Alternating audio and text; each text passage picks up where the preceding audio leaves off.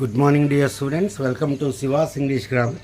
కొత్త సంవత్సరం వస్తుంది, మనకి కొత్త సంవత్సరం రాబోతుంది రేపటి నుంచి. కాబట్టి కొత్త సంవత్సరం మనం ఏం చేద్దామని చెప్పి ఆలోచించాను మొన్న.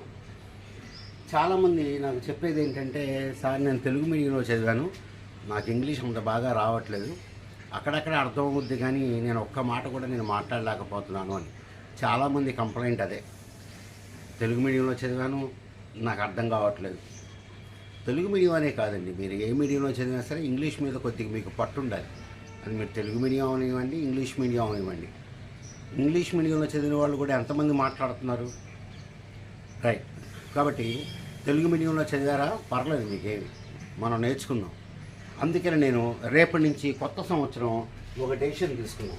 ఏంటంటే అది 45 days ఛాలెంజ్. 45 days challenge. రేపటి నుంచి కూడా మీకు రోజు ఒక వీడియో, రోజు కాకపోయినా 2-3 రోజులకు ఒకసారి నెంబర్స్ అన్నీ కూడా మీకు దాని మీద చేసి 45 days నేను మీకు కంటిన్యూగా వీడియోస్ చేస్తాను.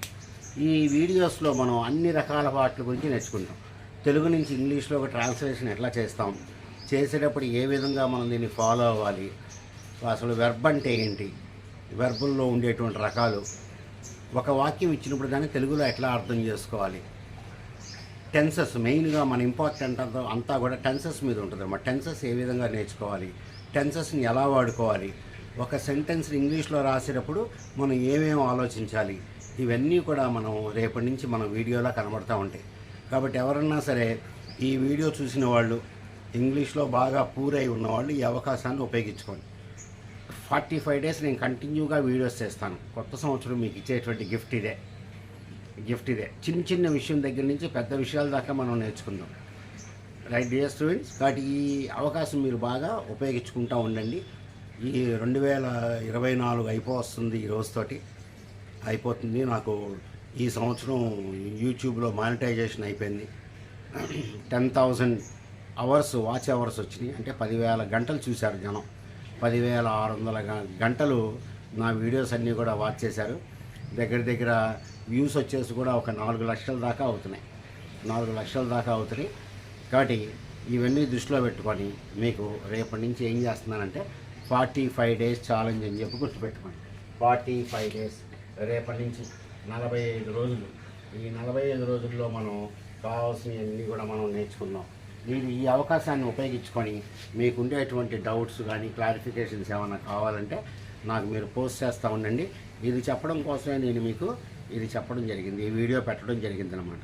కాబట్టి నేను ఏ మీడియంలో చదివాను అనేది మీరు మర్చిపోండి.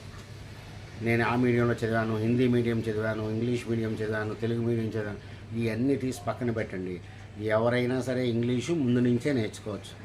కాబట్టి బేసిక్ లెవెల్ నుంచి అడ్వాన్స్డ్ లెవెల్ దాకా ఒక వాక్యాన్ని ఇంగ్లీష్లో రాయాలంటే మనం ఏం చూడాలి అనేది మనం ఈ వీడియోలో చెప్తూ ఉందాము.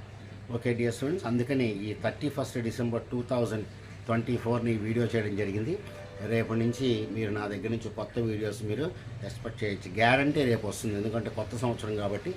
January 1st కాబట్టి రేపు మీకు ఎటువంటి పరిస్థితులు అయినా సరే ఒక వీడియో నేను మీకు రిలీజ్ చేస్తాను. Okay dear students, take this, utilize this opportunity and be benefited.